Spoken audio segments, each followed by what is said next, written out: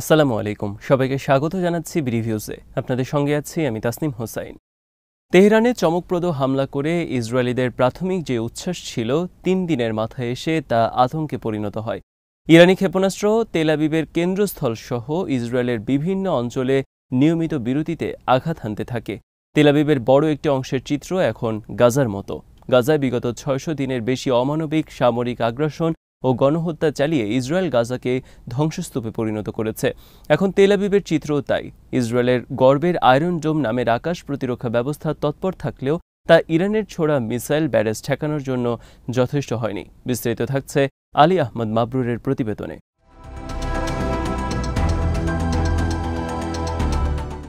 ইরানের ছোড়া মিসাইল ইসরায়েলের রাজধানী তেল আবিব সহ বড় বড় সব শহরে এবং হাইফা নৌবন্দরে আঘাত হানে, ব্যাপক ধ্বংসেরও কারণ হয়। ইরানের হামলায় এ পর্যন্ত ইসরায়েল কয়েক ডজন ব্যক্তি নিহত হওয়ার কথা স্বীকার করেছে। গণমাধ্যমের উপর বিধিনিষেধের কারণে প্রকৃত চিত্র জানা যাবে না।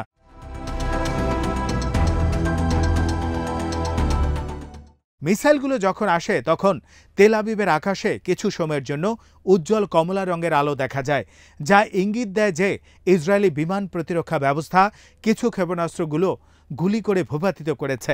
তবুও তেল আবিবের একাধিক স্থানে আগুন ও ধোঁয়ার কুণ্ডলী দেখা গেছে এবং জেরুজালেমেও বিস্ফোরণের খবর পাওয়া গেছে।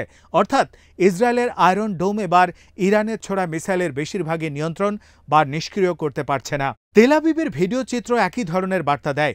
মধ্যপ্রাচ্যের প্রভাবশালী নিউজ আউটলেট মিডল ইস্ট আইয়ের যাচাই করা ছবি ও ভিডিওতে দেখা গেছে তেল আবিবের উপশহর ও পার্শ্ববর্তী রামাতগান শহরের একাধিক অ্যাপার্টমেন্ট ভবন প্রায় সম্পূর্ণভাবে ধ্বংস হয়ে গেছে। ধ্বংসস্তূপের মাঝে পড়ে আছে বহু যানবাহনের ধ্বংসাবশেষ।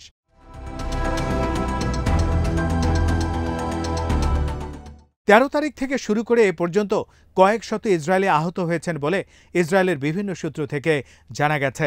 ইসরায়েলি স্থানীয় ও আন্তর্জাতিক গণমাধ্যমের উপর সংবাদ প্রচারে সেন্সরশিপ আরোপ করার কারণে ইসরায়েলের প্রকৃত ক্ষয়ক্ষতি সম্পর্কে সুস্পষ্ট তথ্য পাওয়া যাচ্ছে না। ইসরায়েল আনুষ্ঠানিকভাবে স্বীকার না করলেও তেল আবিব সহ অন্যান্য এলাকার স্থির ও ভিডিও চিত্র অনেক কিছুই স্পষ্ট করে দেয়, যদিও ইসরায়েল ছবি ও ভিডিও প্রচারের ক্ষেত্রেও নিষেধাজ্ঞা আরোপ করেছে।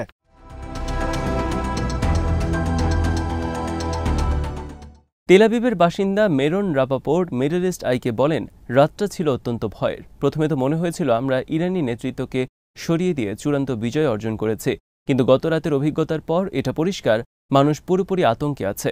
রাস্তায় কেউ নেই, আর যদি এমন চলতেই থাকে আমি দেখছি না যে কেউ কাজে যাবে।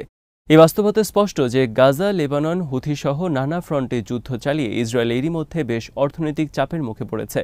মার্কিন যুক্তরাষ্ট্র নিয়মিতভাবে আর্থিক ও সামরিক সহায়তা না দিয়ে গেলে ইসরায়েল হয়তো এতদিনে দেউলিয়া রাষ্ট্রে পরিণত হতো।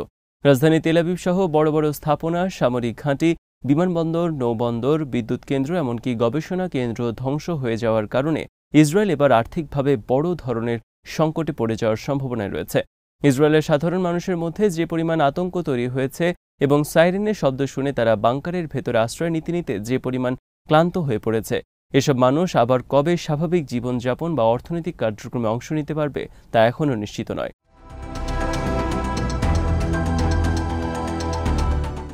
ইসরায়েল প্রথমে ইরানের একাধিক স্থানে আকস্মিক হামলা চালায়, যার মধ্যে ছিল পারমাণবিক স্থাপনাও।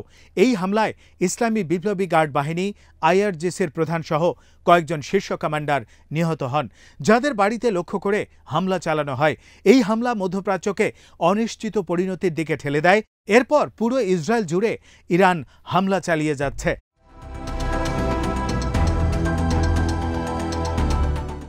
ইরান শত শত ব্যালিস্টিক ক্ষেপণাস্ত্র ইসরায়েলের দিকে নিক্ষেপ করে, যাকে ইসলামিক প্রজাতন্ত্র ইরান বিধ্বংসী প্রতিশোধের সূচনা বলে আখ্যায়িত করে। এই পাল্টা হামলার পর ইরানের সর্বোচ্চ নেতা আয়াতুল্লাহ আলী খামেনি বলেন, ইসরায়েলের এই হত্যাযজ্ঞ তাকে ধ্বংসের দিকে নিয়ে যাবে। টেলিভিশনে দেয়া এক ভাষণে তিনি বলেন, ইরানের সশস্ত্র বাহিনী এই শয়তানি শত্রুর ওপর ভয়াবহ আঘাত হানবে।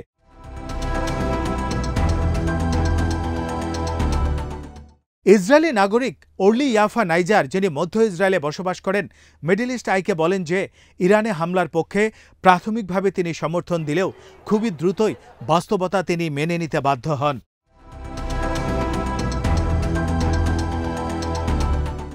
এখন তার মতো অনেক ইসরায়েলি নাগরিক বিশ্বাস করছেন ইসরায়েলও খুব সহজেই আঘাতপ্রাপ্ত হতে পারে এবং ইসরায়েলিরাও যে কোনো মুহূর্তে গাজাবাসীর মতোই ইরানিদের মতোই হামলার লক্ষ্যে পরিণত হতে পারে। ইসরায়েলের অনেক নাগরিকই ইরানের হামলায় একই রকম বিস্মিত হয়ে পড়েছেন। তারা কিছু বুঝে ওঠার আগেই বাসা বাড়ি, অফিস আদালত ধ্বংস হয়ে যাচ্ছে। সাইরেনের শব্দ যা লক্ষ লক্ষ মানুষকে নিরাপদ কক্ষ ও বোমা শেল্টারের দিকে দৌড়াতে বাধ্য করেছিল, তা প্রতিটি ইসরায়েলের মধ্যে এক ধরনের স্পষ্ট আতঙ্ক সৃষ্টি করেছে। প্রতিদিন অ্যালার্ম বাজে, ইসরায়েলিদের মোবাইলে নোটিফিকেশন আসে, সতর্ক সংকেত দেওয়া হয় যেগুলো জানায় কিছু একটা ঘটতে যাচ্ছে। এতে করে দুশ্চিন্তা, ভয় এবং অনিশ্চয়তা আরও বাড়ছে, ফলে মানসিক চাপ ক্রমেই তীব্রতর হচ্ছে। ইসরায়েলি প্রশাসন বারে বারে ইরানের ওপর তাদের হামলার প্রভাব নিয়ে বক্তব্য প্রদান করছেন। ইসরায়েলিরা এতদিন তা স্বীকার করলেও এবার চোখের সামনে নিজেদের ধ্বংসযজ্ঞ দেখে আর প্রশাসনিক বয়ানের ওপর আস্থা রাখতে পারছেন না। ইসরায়েলি নীতি নির্ধারকেরা গাজায় ও ইরানে নরকে দরজা খোলার হুমকি দিলেও কার্যত তেল আবিবেই এখন নরক উন্মুক্ত হয়ে গিয়েছে।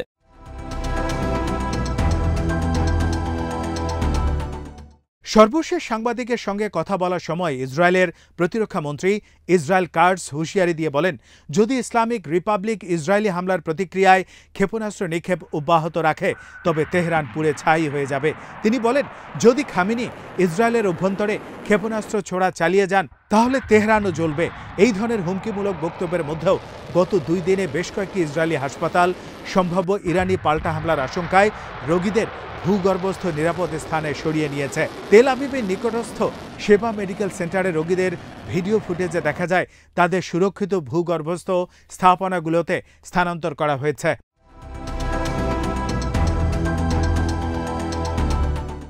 অন্য একটি ভিডিওতে দেখা যায় হাসপাতালের কর্মীরা চিকিৎসা সরঞ্জাম ও জরুরি চিকিৎসা উপকরণ স্থানান্তর করছেন। এর মাধ্যমে বোঝা যায় ইসরায়েলি কর্তা ব্যক্তিরা যতই হুমকি ধামকি দিক না কেন, বাস্তবে তাদের মধ্যেও শঙ্কা ও আতঙ্ক ভালোভাবেই ভর করেছে।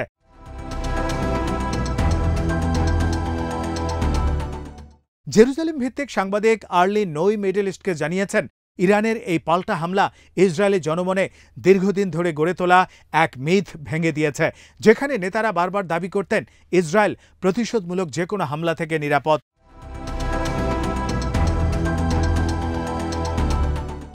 তিনি বলেন, ইসরায়েলি জনগণকে বহু বছর ধরে বোঝানো হয়েছে যে তারা এই অঞ্চলে এমনভাবে থাকতে পারবে যেখানে প্রতিবেশীদের ঘৃণা করেও বেঁচে থাকা যাবে এবং যে কোনো সময়ে যেভাবে ইচ্ছা দম্ভ ও বর্বরতা দিয়ে তাদের উপর হামলা চালানো যাবে, শুধু শক্তির জোরেই নির্ভর করে। কিন্তু সেই সব কথা শুনে এখন আর ইসরায়েলিরা বিশ্বাস করে না।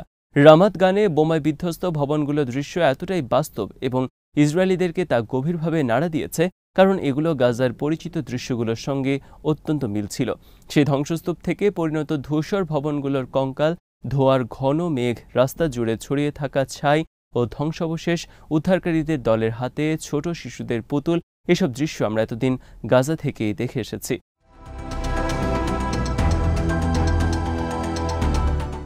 ইসরায়েলের মানুষ কোনোদিন কল্পনাও করতে পারেনি তেল আবিবেও এমন কোনো দৃশ্য তাদের দেখতে হবে। ইসরায়েলিদের গর্বের আয়রন ডোমের ব্যর্থতার অনেকের জন্য কল্পনাতীত ছিল।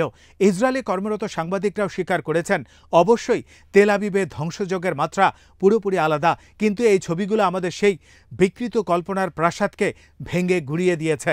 কারণ আমরা কল্পনা করতাম আমরা সব কিছুর ঊর্ধ্বে, প্রতিপক্ষের যে কোনো ধরনের আঘাত থেকে আমরা সম্পূর্ণ নিরাপদ।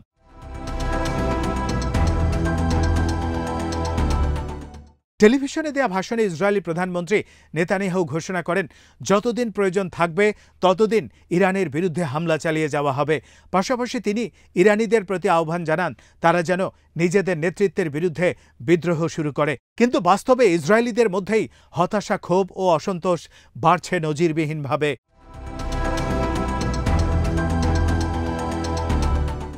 ইসরায়েলি বিশ্লেষকদের ধারণা, নেতানিয়াহুর আক্রমণাত্মক কূটনৈতিক অবস্থান হয় তাকে ক্ষমতা থেকে সরিয়ে দেবে, নয়তো ইসরায়েলিরা দল বেঁধে দেশ ছেড়ে চলে যাবে।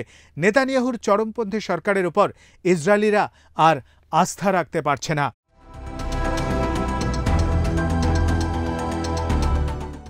জনগণ অনুভব করছে যে নেতানিয়াহুর সরকার তাদেরকে নিরাপত্তা দেওয়ার কথা বলে সামরিক আগ্রাসন পরিচালনা করছে, অথচ কার্যত এতটা নিরাপত্তাহীনতায় এর আগে তারা কখনো পড়েনি। আজ এখানেই শেষ করছি। সবাই ভালো থাকুন, সুস্থ থাকুন আর দেখতে থাকুন বিডি ভিউজ। চ্যানেলটি ভালো লাগলে সাবস্ক্রাইব করুন, সংযুক্ত থাকুন আমাদের ফেসবুক পেজে। আল্লাহ হাফেজ।